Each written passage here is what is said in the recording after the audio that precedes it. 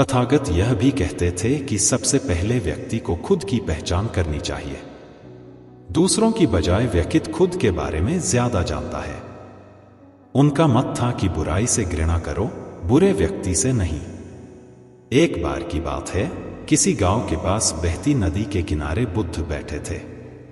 किनारे पर पत्थरों की भरमार थी, पर छोटी सी वह नदी अपनी तरल धारा के कारण आगे बढ़ती ही जा रही थी। बुद्ध ने विचार किया कि यह छोटी सी नदी अपनी तरलता के कारण कितनों की प्यास बुझाती है, लेकिन भारी भरकम पत्थर एक ही स्थान पर पड़े रहते हैं और दूसरों के मार्ग में बाधक बनते रहते हैं। इस घटना की सीख यह है कि दूसरों के रास्ते में रोड़े अटकाने वाले खुद कभी आगे नहीं बढ़ पाते, परंतु जो दूसरों को सद्भाव और स्नेह देता है वह स्वयं भी आगे बढ़ जाता है। बुद्ध ऐसे ही विचारों में मगन थे कि तभी उन्होंने ग्रामीणों की एक भीड़ को अपनी ओर आते देखा। बड़ा शोर था और लोग किसी युवती के प्रति अपशब्द बोल रहे थे।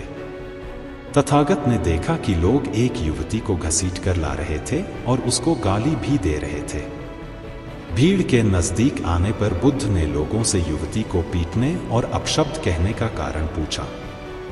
लोगों ने कहा कि यह स्त्री व्यभिचारी है और हमारे समाज का नियम है कि यदि व्यभिचारी स्त्री पकड़ी जाए तो उसे पत्थरों से कुचलकर मार डालना चाहिए।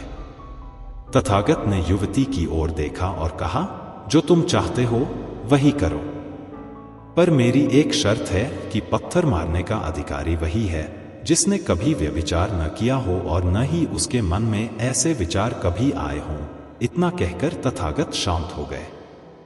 चारों ओर मौन था।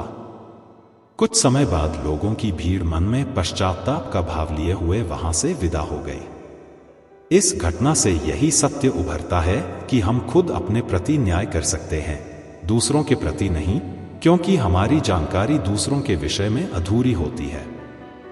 यदि हम किसी के प्रति न्याय करना चाहते हैं तो उसे ऐसा प्यार और स्नेह मिलना चाहिए कि खुद ही अपने दोषों को स्वीकार कर ले और उन्हें पुनः न दोहराने का व्रत ले।